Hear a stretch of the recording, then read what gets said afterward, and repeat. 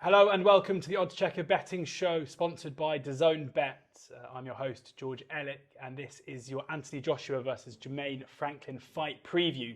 And I'm joined by an expert panel of guests. On my left here, we've got George Groves, former super-middleweight world champion, and on his left, Declan Taylor. And you guys together do the GG Boxing Club podcast. For those who haven't listened, why should they? This is your audience. Good question. I thought you were going to wear your hoodie. Yeah, I want one first. Yeah. That's what I mean. George Groves Boxing Club podcast. 50 eps this week. The 50th ep this week. I thought you meant you'd done 50 this week. No, just 50th out this week, and it's been great, isn't it? It's going really well. Yeah, kind of We're still going. You're more experienced in the podcast world than I am. Yeah, I'm kind of new, but yeah, it's going well. It's really it's good fun. Looking forward to seeing the chemistry during the show between you guys after 50 episodes. About that. And we've got oddschecker's boxing columnist Peter Morris as well, who's going to be giving us some tips later. How are you getting on? Yeah, good. All good. Yeah, looking forward to the fight? Yeah, looking forward to it. Should be good. Yeah, it should be good. The fight, of course, is on Saturday, the 1st of April, so look out for it there. And we're going to get into the analysis in just a second, but before we do, we have an offer from DAZN Bet. They are sponsoring the show. We're delighted for them for doing that, and they've got a very generous offer for both new and existing customers. The offer is AJ to win by any method, boosted from 12 on, 1 to 12, to 10 to 1. That seems like a pretty value bet in my book. It's available to all DAZN Bet customers from Thursday the 30th of March. The max stake is £1 and winnings will be paid in cash. So max stake £1, AJ to win by any method at 10 to 1. That's an odds boost of over 1,000%, which according to my maths is quite generous. So that's very good. Cheers to them for that. Our sponsors, you can find the link in the description below this. So do click on that. Sign up for an account with DAZN Bet if you haven't got one already. Or even if you do, you can still make the most of that offer. I think, any of you guys tipping that isn't value, I'm going to question your expertise. Let's get into the fight. And AJ is, of course, massive favourite for this one. 12 on, as we say, with DAZN Bet. Overwhelming favourite. George, do you reckon this is going to be as easy? I mean, we won't get into your predictions quite yet, but is this going to be as easy as the odds suggest? You got to think so. You got to look at what Joshua has been through, what he's capable of. But there's always that question mark. I mean, there's question mark obviously in boxing, but for Anthony Joshua now at this stage of his career, making more changes, coming in against a good opponent, back on home soil. What's the desire? Like, what is it that's gonna? Is there going to be anything different that we're going to see from Joshua this week? I can't see him losing. I think he'll want to win, and not just win, but win really well. But I think safe money is with Joshua. You've been there in your career, having amazing highs and having to bounce back when things aren't going quite so well. No doubt that Joshua is in the kind of second period now. Mentally, how important is it going to be for him coming into this fight to prove to everyone that he, even against opposition that people don't think is up to his standard, how important is it going to be for him to go forward and do that? Do you think he'll be feeling the pressure? I think so. I think he'll certainly be feeling the pressure, be feeling the difference more than anything else. This first fight in, I'm not sure how many, but it's not a world title fight. It's not a big fight. Let's get it straight. It doesn't have the same razzmatazz it has before because it doesn't have that world championship status. So he's got a new trainer now. I think he will be feeling it. He's had to do the rebuild after losing to Andy Ruiz, but he came straight back in with a win. This time around, it's 2 back-to-back defeats against Alexander Usyk, who is a phenomenal fighter, arguably the best heavyweight in the world right now. But yeah, again, it comes down to desire and, as you say, I think mental strength. More than we know, he's physically strong, but let's see what his mindset is. Declan, where do you think AJ is right now in terms of his career and his ability? Yeah, I think that's the main question, the thing that makes this fight interesting. Because as a spectacle, most people, the odds suggest as well, that Joshua is a big favourite and it's a style that's good for him. But all those things you just mentioned, George, they're the intangibles that make this fight interesting. So the new trainer, he's just lost twice in a row for the first time in his career. You sort of think, what's he doing it for now? He's made over 100 million quid. He's won world titles, the heavyweight world title twice. So you think, what's he still doing it for? My feeling is that all of that put together is going to produce a really good Joshua. I think that suggests that he still he has something to prove. He has this new trainer, Derrick James. He's been in Texas, done it properly, no distractions, no hangers on, just him and his new trainer working, and I think he's going to look to put on a real show. That's my thinking, but you never know, and you never know in boxing, you certainly never know in heavyweight boxing. We sat here before the second Usyk fight and we had the same discussion about how Joshua was complacent initially and he was coming into this one better prepared. He was beaten again, but what do you think we learned from that second fight? I think it was a really good performance from Joshua, actually, the second fight. It's always difficult to assess someone on a loss, but compared to the first fight, I thought he looked really good. Usyk is a supreme talent, and he improved a lot from the first fight as well. The disappointing thing, or the strange thing, is what most people remember about that second fight is the aftermath, the outburst, the throwing the belts, pointed towards a bit of a breakdown. And I spoke to him at the announcement press conference for this fight and, just said, what was all that about? And he just said it was the culmination of years of pushing the undisputed thing, road to undisputed, wanted to win all the belts, all that stuff, and he failed. And he said, held his hands up, I failed at what I said and set out to do, and it hurt. And that was it.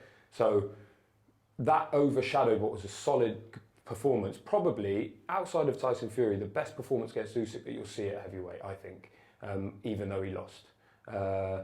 So I think going into this fight, off the back of that, yes, this is a defeat, but it's not like he got chinned by Usyk or he got schooled or anything like that. It was a competitive fight that he lost on points. And Jermaine Franklin is not a southpaw, and he's not Alexander Usyk. Peter, a lot of people had to kind of recalibrate what they thought of Joshua the man after that outburst in the last fight. Where do you see him, with your tipping hat on, where do you see him now as a fighter? He's quite a hard fighter to call now, I think especially after the last fight when he visibly changed style. And you could see from that performance against Usyk, he was doing things he had not done before. And I think that makes him a slightly difficult prospect from a betting perspective. He's now changed his trainer again. I think that is the biggest thing for me in this fight, is the impact of his new trainer. And what sort of Joshua are we going to get in this fight? Because Derrick James's stable are, when I think of his two fighters that are sort of headline fighters, he's got Errol Spence and Jermell Charlo. They are sort of what I think is like the ultimate American sort of boxer puncher, really aggressive but very solid fundamentals and really athletic and looking to hurt you. And I sort of think that could work well with Joshua. I mean, that sort of style could really be suit Joshua. But these guys are born in boxing gyms virtually, whereas Joshua's come to the game late. So it's a difficult one to call. I do feel like he could go into this fight with a lot of changes that he's trying to implement, which could mean that maybe the early rounds will take a bit of time and he won't be boxing at his in his groove. It might take a while. So I think something going a bit later could be something that, from a betting angle, could be something that you want to look at. But I think the new trainer, for me, is the single biggest question mark in this fight. We're going to get on to what improvements we need to see technically from Joshua in just a second. But let's talk about Jermaine Franklin, otherwise we'll kind of glaze over him completely. And Declan, a lot of boxing fans, or kind of, casual boxing fans may not have seen Franklin before. He did fight in London at Wembley Arena in November during the World Cup, so sports fans might be forgiven if they didn't tune in for that one. It was anticipated that Dillian Whyte would make light work of him, but that wasn't the case. No, I was there covering the fight and I was not surprised, but you never know when these guys come over, particularly they come over from America, they talk a good game. He was 20-0, I believe, or 21-0, undefeated certainly. And you never really know what they're going to do when they get hit. We saw it with Trevor Bryan against Daniel Dubois, for instance. You never quite know, but he was really good, very compact, economical of what he did, very good at counter-punching. A lot of people thought that he won the fight. It was certainly very little in it. Whyte nearly kind of got to him in the 12th round. Whyte's tactics were questionable on the night. Didn't quite do what we love him to see him do, and that's be a bit of a kind of dog and really throw caution to the wind. He didn't really do it in that fight. It didn't help him. So we have to, when we assess Franklin's performance in that fight, you have to sort of think, well, what's Dillian Whyte got left as well? The point is, though, is Franklin looked solid. He did so well in that fight that Eddie Hearn, who promoted that one, said, let's get him back over again. I think Anthony Joshua was ringside for that fight, and I believe it seemed that the point of it was Whyte knocks out Franklin in 3-4 rounds. He shouts at Joshua, they get him head to head, they build a fight. Franklin spoiled that party. He's here to spoil this party as well. It's a strange career. He had to stop boxing for a while. He went and became a roofer. and then he came back to boxing. It just goes to show, if you're not at the top end of the sport, you're not really making that much money. So he's got this kind of second crack at it. He got paid well against Dillian Whyte. Dare say he's getting paid well for this. So he's not here to make up the numbers. He suddenly looks in great shape, and I'm interested to see what he does. You know, he's got nothing to lose. And these people, they come to a fight like this with nothing to lose and with all the pressure on the other guy. Like, he is not an ounce of pressure on him. Apart from what he puts on himself, he wants to perform, doesn't want to, you know, he don't want to go out there and make an idiot of himself, but I feel like he's going to turn up and fancy the job. Not only has he got nothing to lose, George, but also like looking at his, you know, we heard it here there, you had to go back and be a roofer. He's had the biggest fight of his career so far on the biggest stage, which he feels like he won, and that was taken away from him. So he's got, in his mind, a right to wrong as well. How important, as the underdog, going into an occasion like this, could that be? Well, this, like, nothing to lose, certainly, but also everything to gain. Yeah. Like, he won't get another opportunity like this. You know, back-to-back defeats won't be good enough. And he might have caught Whyte at the right time, obviously, coming back from his defeat to Tyson Fury.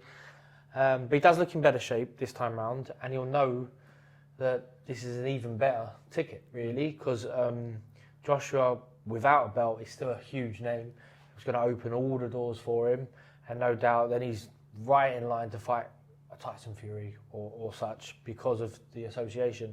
So he'll see this as a tremendous opportunity, and you know, is Joshua also coming off the back of a defeat? You know, 2 defeats, and he's been beat by Ruiz. So when you've gone against opposition that has been beat, is that slight comfort there? You know they can be beat. You can sort of see and suss out and work on what you believe their weaknesses will be. So I think Franklin's he's going to be up for the challenge. He's going to be really up for the challenge. And as Pete says, with a new coach now, with Joshua, there might be a couple of rounds that's going to take some bedding in. You know, if he's been working on some new stuff, you know, there might be an opportunity for Franklin to take advantage there. Don't think so. I still think Joshua's going to get it, but it's heavyweight boxing, and you know, sometimes these guys don't quite show up. So it's a tough one. It's a really tough one. He's not the biggest heavyweight either, Franklin. Like, from Wonder with Joshua, you would think someone big and strong and powerful has the best chance, but Ruiz was a big, strong and powerful. Obviously Usyk's not, but someone like Joseph Parker in his fight with Joshua just struggled to really make a dent in him. Same with like Kubrat Pulev. He's that sort of size heavyweight. So I just wonder, is he going to win a decision in this fight? You've probably got to say no. So is he going to knock Joshua out? That's a big ask, isn't it? But you never know. We've seen it happen before with Joshua as well. Yeah. He's got a couple of things that, from watching the fight, you were there, that look like he's doing some things that Joshua struggled with in the past. He, similar to Ruiz, really, he lets his hands go when his opponent's throwing. He goes with them. And that's something that Joshua's been caught out with, and it's something that I think he's a little bit vulnerable at, is when he throws his shots, he's often not there for the counter. So do you think, from what you saw, there was something there that... 100%. His counter-punching was very impressive. The only problem with counter-punching, especially with those dimensions, is he's going to have to be in range for that to happen if he gets caught. For instance, they both... And Joshua, to his credit, is an underrated counter-puncher himself. What they both like to do is slip outside the jab and come back over with the cross. So just size-wise and lever-wise, Joshua is far bigger and longer. So if they're in range like that, you'd have to back him to get that sort of shot off. But you're right. If he can get close to Joshua, look to the body, then you know he has a chance of breaking him down. And we've seen it happen with Ruiz, who's not a big puncher. Got some pop, but not like a big knockout guy. He had a chin there, Ruiz, didn't he? He did, like, but getting but close. Franklin got hit quite a bit against Whyte. Defends him really good, like hand defenses, so he's comfy in the pocket. It'll make it competitive, at least. Like, you know, we've seen Charles Martin come over and get hit a couple of times, go over. I don't think it's that sort of fight. I think we'll see an improved Joshua. He turned professional with Rob McCracken, who's obviously a very experienced pro coach, but at the time was training GB, amateur boxing. He hadn't had an awful lot of experience as an amateur, won the gold medal, and trained predominantly, I'd imagine, in the amateur gym. Yeah, he did, yeah. And you don't pick up those pro tips, that pro style if you're not in the pro gym. And everyone else around him he brought in were either brand new to the sport, it felt like, whether they be sort of on the business end of stuff outside the ropes or inside the ropes. It was only Robert McCracken who sort of had a bit of a track record in pro boxing. And that trickled along for a long time. He would try and bring in sort of coaches that didn't quite work out, but this time he's gone with an established, quality professional coach, all in with them. Yeah. He hasn't brought any of the previous team. So I think he can't not show up a more rounded pro. Just being around the likes of Spence and Charlo, you're gonna be able to ride a shot better. You're gonna be able to sit in the pocket better because the coaches are gonna be scratching their head if you're not. They've been in spars where he's gonna be encouraging him to have a particular style or a particular way of fighting where you'll have to do that. Yeah. You can look really nice and neat and tidy, with the slipping outside, inside, jabbing off it, countering with it, but it still sometimes has that amateur element, which is you only really know or can tell the difference when a guy's been in a pro gym. Yeah. You look at like a Liam Smith who's been in the pro gym for so long. Sure, a really nice, neat and tidy fighter, but he's like a wily old pro. He's got those. He's just got those little pro tips and tricks, and just to get himself through a fight, rides a shot like a pro. That sort of thing. And I think Joshua now, we'll probably see that. We see it in Franklin. Obviously, he's American. He's probably grown up. They have pro-am gyms where the amateurs are in the gym really early. I'm not exactly sure that far back in his career, but I think that's what we'll see from Joshua. I think he wants to make a statement. He wants to impress, literally will want to impress Derrick James and Errol Spence and those guys, because he must go over there and they go, yeah, he lost twice to Usyk there. Derrick James even said, when he watched the Usyk rematch, he was laughing because the tactics were so bad. It must be the first time he'll be in a gym where he won't be the biggest sort of name in the gym. He's on the bag with Errol Spence, and he's sort of thinking, I've got to prove myself here. They might not even fancy me. At least we know different gravy. Completely, and we know that it means a lot to him what people think of Joshua. There's some people who don't care. Like Dillian Whyte, I don't think he cares whatsoever. But I feel like Joshua does care, especially what his peers think of him. So I think he genuinely want to go back in the dressing room after, and Derrick James to be like, yeah, fair play, mate. That was really good. And that must be a nice feeling that someone walks in the gym, Deck walks in the gym, journalist, and he's almost walking past Anthony Joshua to get to Errol Spence because he's, hey, Joshua, bigger name. Usually hang around half an hour. Right, time then to give our tips to the viewers as to where we think this is going to go. George, we'll start with you. How do you think the fight's going to develop? What do you think are the best bets for the fight? I think unless Joshua wants to make that statement that we hinted at, and wants to start real quick and catches him early, or makes a mistake and gets caught early, which I genuinely don't think that'll be the case. I think he'll be slightly more cautious, few rounds banged. I think he stops Franklin. I think he lands something big on him. And round betting, I think I'd go 6-9 if we got a 6-9. 7-9. I think 7-9. That's 16-5. Yeah, I think, you never know with heavyweight boxing because it's always one shot. But if I was comfortable, I wouldn't say if it's going to go past 9, then it might go the distance. But I think, by then Joshua's found his measure and he'll look to get rid of him. Joshua around 7-9 with DAZN Bet there, 16-5. Declan, how do you see it? Yeah, I'm similar. That I see a stoppage for Joshua, but it's a couple of intangibles. The first one that you mentioned, maybe he wants to go out there and just blast him out, which is not out of the question, but he's not really been that early KO guy. I was looking into it. So this is his 15th 12-round fights. We've had 14 previous. Only 3 of those have ended in the first half, and that's Gary Cornish, Charles Martin, which you mentioned, and Eric Molina. So the top guys, he's never put them away early. The last one was 7 years ago. Alexander Povetkin is the only one to have gone before 9 since then, since September 8th. That was September 2018. So all the signs point towards Joshua takes a few rounds to get started.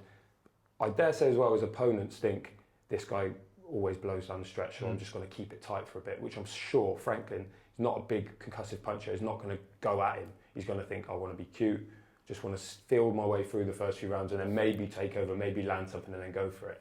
So I think it'll be cagey-ish start. Josh will be probing. Also, there's so much on the line for him. The pressure on him is insane. Like, we're talking his career's on the line. So he doesn't want to go out there with his chin in the air trying to clear him out. I think it'll wear him down, grind him down, not take too many chances. And then I think the bet for me is between rounds 9 and 12, you can get 7-2 on that. And then 10-12 if you're really thinking championship rounds. That's 9-2, which for me seems like a good bet. You know, when you're looking down the odds, that's the one that's sort of winking at me. And equally, 9-2, Joshua points. Now, it might seem like a strange pick, but we only saw Lawrence Coley the other day. Sometimes you can't get rid of him. He's gone the distance with Whyte. He'll see it as a feather in the cap to not get stopped in this fight as well, Franklin, I think, because he knows he might not, he'll turn up thinking he can win the fight, but he might go, if I can give a good account of myself, just like I did against Whyte, they'll get me over again. I'll get another fight off the back of this. I'll be a name then. So he will be doing everything he can to stay in there. So points at 9-2 as well is a bit of a sneaky one. The DAZN Bet also have a total rounds market, which is over 7.5 at 4-5. Yeah, that's good. Just under evens. That's solid as well. Yeah. I don't know why you got me on because you just tipped what I'm going to tip. So I've got written down here AJ points 9-2. Yeah. And I've got AJ Rams 9-12. 9-12, 10-2. Sometimes in the heavyweight bets though, the points one is the one that people forget about. I quite like the points bet because all the things you just basically just said. Going back to the new trainer, things might take time to bed in. Franklin won't want to get blasted out, and he will think that he can, if taking down the stretch, AJ does tire. So you can see him keeping it really tight. You can see AJ potentially not being at his best early on. So I think the points bet at 9-2 is a decent bet. It's basically an implied probability of 18%. So if they fought theoretically, 10 times, less than 2 of them go in the distance. Do you know what I mean? You really look at that. Like I think the points bet is a decent bet. The only other one that I've got, which is has been mentioned, is not an exciting bet, but no knockdowns, 4-1. I can see you can see if AJ does stop him getting stopped on his feet. Like you said, the last thing Franklin want to do is to get blasted out. It looked like he was going to get stopped on his feet at the end of the Whyte fight. Yeah, he stayed on his feet, he stayed up, so he obviously has, he's not going to take a knee if he doesn't have to, and just sort of get counted out, do a Charles Martin, just go over and think, no, I don't fancy this. I think 4-1 is for no knockdowns is a reasonable bet. That covers you then if you want to back the points. You cover the no knockdowns, and that'll pay out on points, but also pay out if he gets stopped on his feet later on in the match. So the 4-1 on that I think is a reasonable price. The other thing to think about is what Derrick James might be saying to him. I don't know, George, if this ever happened to you or if this even happens, but is there a chance that Derrick James is like, let's work on a few things. Like, there's no reason to get rid of this guy. Let's just try a few things that you could do with some rounds at this point. Can I have a look at you, sort of thing? Or was that just... I think commercially, it's well within his interest to blast this guy out. So I think he... we've seen Joshua before in the past throw caution to win or need to put his foot on the gas, and then looks like he's exerted himself way too much, hasn't got rid of the guy, and then takes a round or a round and a half to come back from it.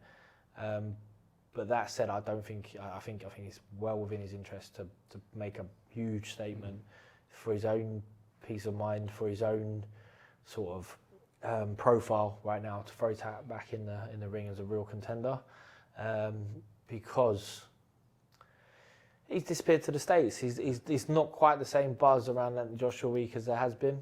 Granted, we're here talking about it, so it must be something. But it's the sort of the urgency about Joshua Fury.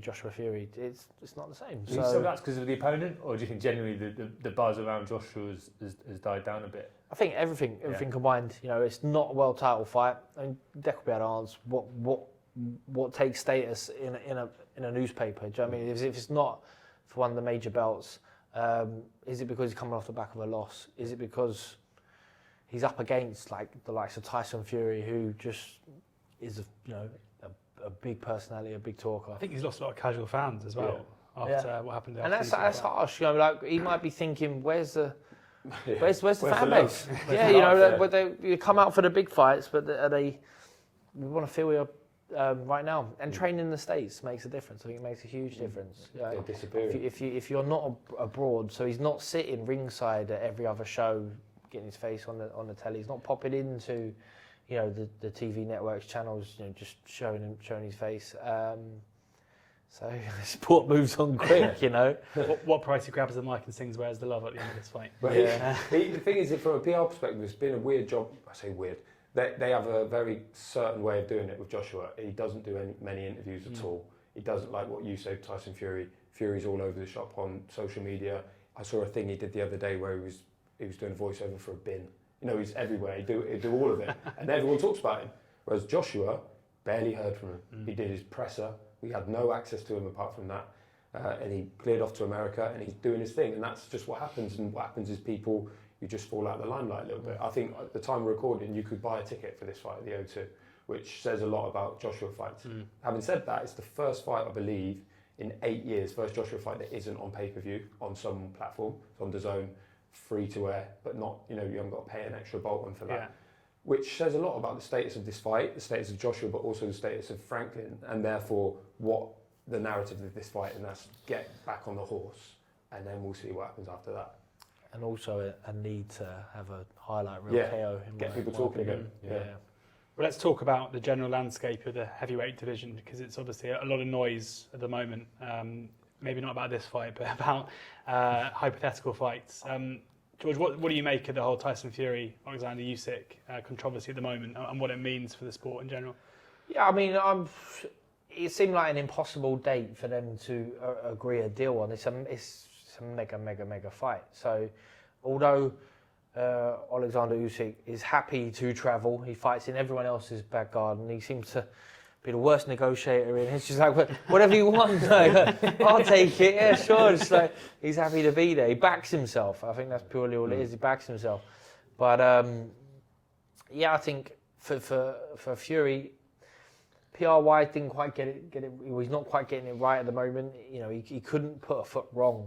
A year or two ago, and whenever you're fighting someone, if you're fighting a Deontay Wilder who is the villain, or when Joshua's coming off the back of a loss, so it's easier to go after him. But Usyk, he's entertaining. He hasn't put a foot wrong, so it's a tough one to make. I would love to see one undisputed champion in the heavyweight division, but at the same time, personally, I'm not too fussed if it doesn't happen. I like there being more than one belt. I like there being numerous world title fights throughout the year. Would have been nice though. Yeah, it would have been nice, but I want 4 or 5 months of chat about once it's signed, sealed, delivered. We know it's happening, and then to build into it. Not 4 weeks. Yeah. So it did seem like a very fast turnaround. Yeah. And I feel like what happened. You're right. Fury's got hammered for the fallout in this, and I don't really think it's all him to blame. I feel like they pushed that date on him, on Fury, thinking like he wouldn't be ready, and then they can move on. To be honest, put the pressure on, and it worked. He said yes, and they were like, oh. Then they said, okay. Fury said 70-30, and he said okay. But then when they looked at the nuts and bolts of it, apparently we're told, Alex Krasik, who's Usyk's promoter, said there was a big long list of things that they couldn't agree on. I spoke to Frank Warren last week and he said there was one thing, and that was the rematch clause split. So we're talking about a fight of that magnitude falling out of bed because of the clause in the rematch. It's so disappointing. Yeah. Such a bad look for boxing as well. And what I think happens here is they go their separate ways. And it's not like they can just come again in September, as far as I can see, because he's going to have to fight Dubois for his WBA mandatory. Who knows, Dubois might win. I wouldn't have thought so. But then he's going to have to defend his IBF against Filip Hrgović. Dare say WBO will probably call him mandatory. So straight away you're like, maybe they fight, but it won't be for all the belts. It would seem like that tiny little window. But maybe it's not the end of the world. Maybe they go again, whoever's got the WBA, or maybe vacates it. Maybe vacates the WBA and fights Deontay Wilder in Saudi for 100 million. And then you're like, okay, that makes sense. Dubois fights for the vacant title. We'll think about it again in a year. But it was a shame. And for the casual fan looking at the sport, all we're told about is that fight's going to happen. And then overnight, it's not happening anymore. And you think, how am I supposed to get on board with this sport? But that's just the way it is. Yeah. As a sort of more of a fan, you guys are more involved in the industry. I always look at it, it's very frustrating from a fan's perspective. You know, you just think surely you can work this out, and it feels like there's a certain element of greed involved, you know, and we're talking about very rich blokes at the end of the day who've made a lot of money, and you think you can surely work this out. But, you know, the other thing I don't think it'd actually be that good a fight. No, I think it's a stinker. So I'm not actually, I'm saying I actually don't mind that it's not going to happen. And so what fights would you want to see happen in the heavyweight division? I actually prefer to see Usyk versus Dubois, probably. From a purely spectacle, you know, I think that would be better in terms of the actual fight. Wilder Usyk. Wilder Usyk would be a great fight. I think Joshua Wilder is a great fight. That's the fight. For me, that would be a great fight. The one sort of person I'm really looking forward to seeing in the top fight is Joyce as well. I think Joyce will be a nightmare for. Well, he might fight I Fury. think Joyce gives Fury a run for his money. Yeah. You can't outbox Fury, or Joyce can't outbox Fury, but wow, he's gonna be on him his all style night is long. nightmare. That's a nightmare for Fury. Yeah. Who's just got to lay on him, push him, punch him. It doesn't sound like it will be an interesting fight to watch, but it will be. It would be a really good fight to watch. Greed is an interesting point with them because what's happened is Saudi has totally skewed the market, and you'll know because you boxed there yourself. Brit to defend the world title there, actually. Yeah. But Usyk's got paid millions upon millions to box Joshua there. Then he's hoping that the Fury fight goes to Saudi. He's going to make another pot load. Then it's at Wembley. Straight away, that pot decreases massively, and then he has to take 30% of the cut. So then he's straight away thinking, I'm in the biggest fight of my life, being told the biggest fight in heavyweight history, and I'm only getting this much money. I could vacate this belt and get 3 times as much for fighting Wilder in 3 months' time. I'll do that instead. And is that greed, or is that just business sense? Well, Fury hasn't tasted the Saudi money yet. No, he was out there with his brother the other thinking, oh, this could be pretty cool. So who knows? But it was the same with Joshua when we were talking about him fighting Wilder. Is that in the end, him and Wilder would have had to have split a pot this big, or he could have just boxed Povetkin and given him the small end of the money and got paid the same amount for a far less difficult fight, in a fight where he's going to retain his belts instead of getting chin by or potentially chin by Wilder. Exactly, yeah, it was, yeah. So it's the split is the thing, and they just couldn't agree it. And my worry is that if Joshua, well, even if he wins this fight, but he hasn't got a belt at the moment, so in any negotiation with someone like Tyson Fury, he's gonna, they're gonna try and have his pants down, and then the fight won't happen, which is disappointing. There's also, to defend the fighters, it's also ego. It's not necessarily always about money. The money is more about the ego. It's the percentages is about, I'm the man, you're not. We're arguing about this. So usually when the money's agreed, the promoter thinks, oh, job done, here we go. And then they're arguing about who's got the bigger dressing room and whose name goes first on the poster. And all they're all little wins that might pay dividend on fight. Were you like that when you were negotiating? I'm coming out. Yeah, but I wasn't, I'd moan about everything. Whether I got it, that's a different thing. But I had the home dressing room for Wembley Stadium against Rush. Yeah, which I thought. That's a coup. I said I'm fighting in London at home, so I'll have the home dressing room. That was all I got. But you didn't have a bus for the ring walk. Yeah, got a lift in. But I think that and what. Essentially, what they're arguing about is once Usyk wins, that's why there's a rematch. Usyk wins, he takes all the belts. I think if Joshua wins and Joshua says no rematch, then Usyk's at the short end of the draw. But then you're arguing about is the rematch a 50-50 when Usyk's got all the belts and Fury don't? And if it's in Saudi, Fury doesn't necessarily have any more value in Saudi Arabia than Usyk does. Yeah, Probably Joshua's got the most amount of value out there. He's already boxed out there and won. So. If there was an overarching body, then they could make rules. Like, for instance, I don't think there should be rematch clauses for unifications. Makes no sense to me. Yeah. Where a rematch clause makes sense if you have a voluntary and you pluck someone and you say, "Come on, I'm giving you the opportunity." But if something mad happens here, I want you to repay me. Yeah. But in a situation where you got all the belts on the table split, not evenly, but 3-1, but Fury's the bigger draw. There should be no rematch clause.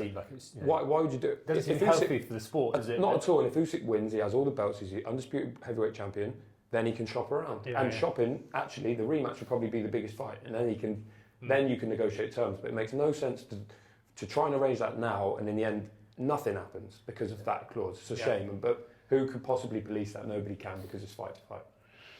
Just to tie up on AJ before we move on to the undercard briefly and get Peter's thoughts on that. I mean, Johnny Nelson's come out in the last day or so and said that if Joshua loses this, he should retire. George, do you think that's fair, and do you think that's possible or likely? Yeah, I think if he loses, it is possible and likely, because surely he's got enough out of boxing now to be happy with what he's got. So, does he really want to come again? There will be Be a lot to come. It'll be a lot to overcome and come back from. But at the same time, he must feel like for the last 10, 12 years, however long he's been boxing, his life is boxing, and how does he identify in the real world not being a fighter? You know, that's what a lot of fighters struggle with. So,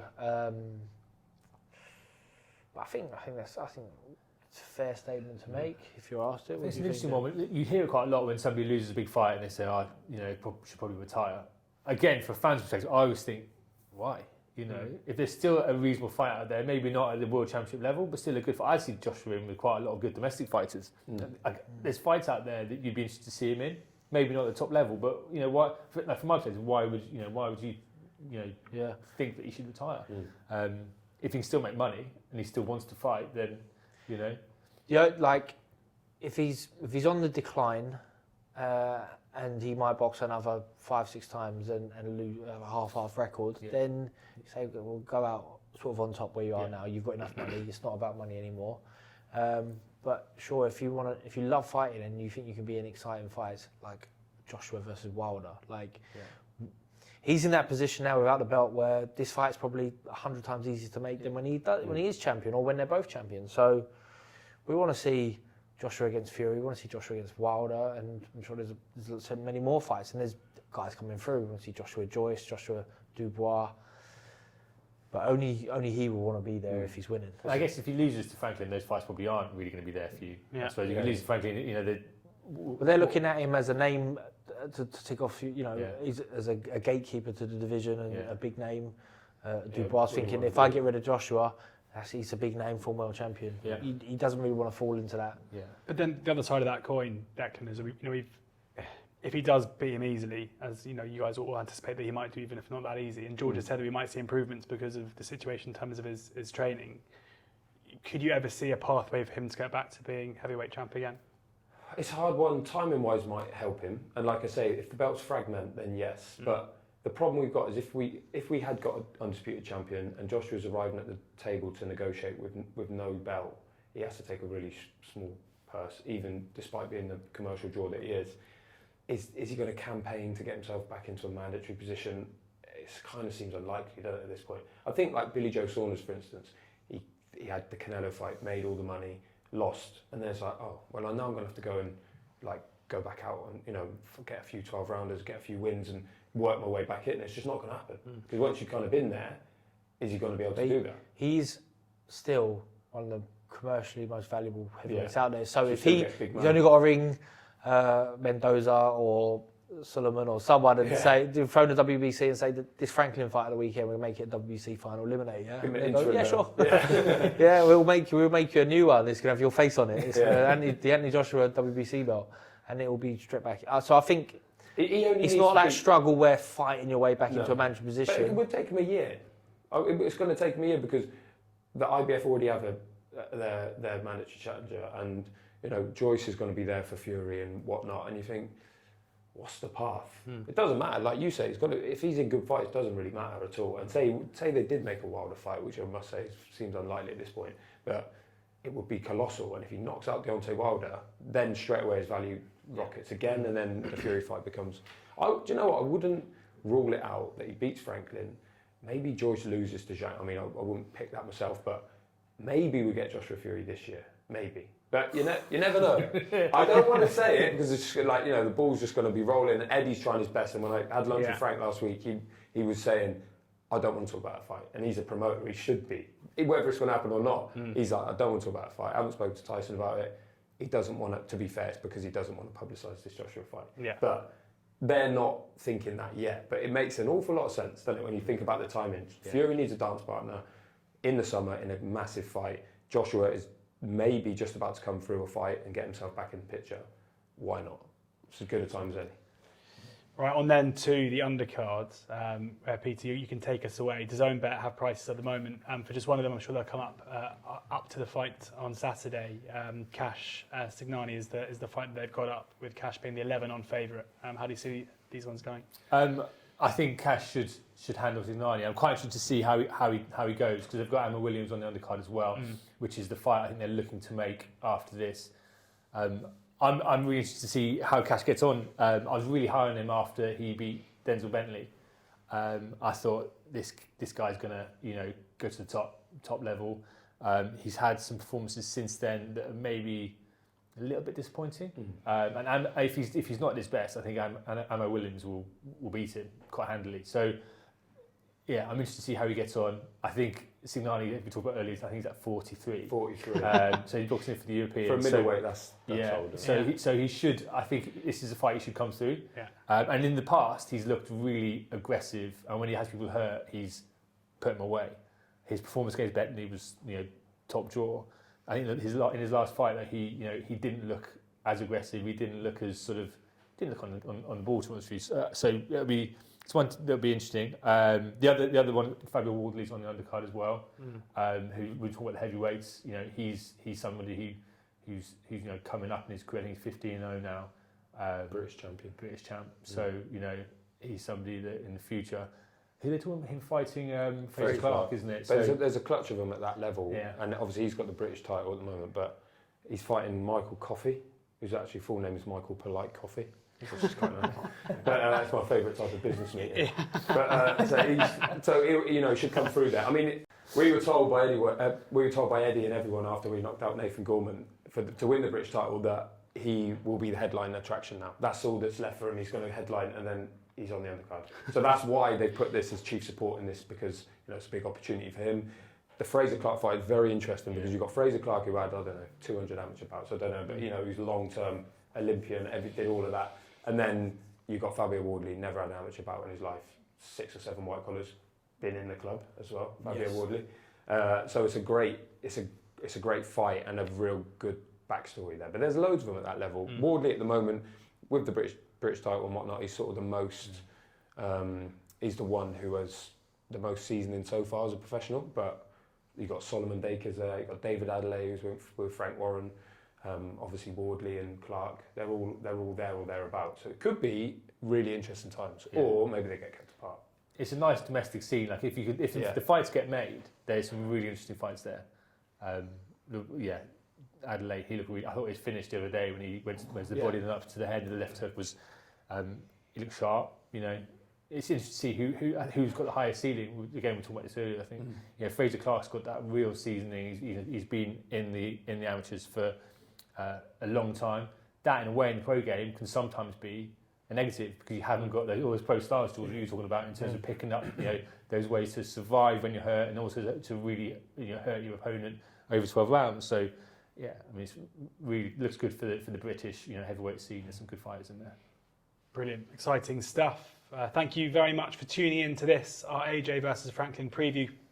Thank you for sharing your tips and insight to my guests, George, Declan and Pete. And a reminder, of course, of DAZN Bet's offer as well. AJ to win by any method boosted from 12 on, 1-12 to 10-1. The offer is available to all DAZN Bet customers, new and current, from Thursday the 30th of March. Max stake £1 and winnings will be paid in cash. There is a link in the description below. Enjoy the fight. Promises to be a cracker. Hopefully a couple of winners from the guys in there as well. Please do ensure that you're gambling responsibly.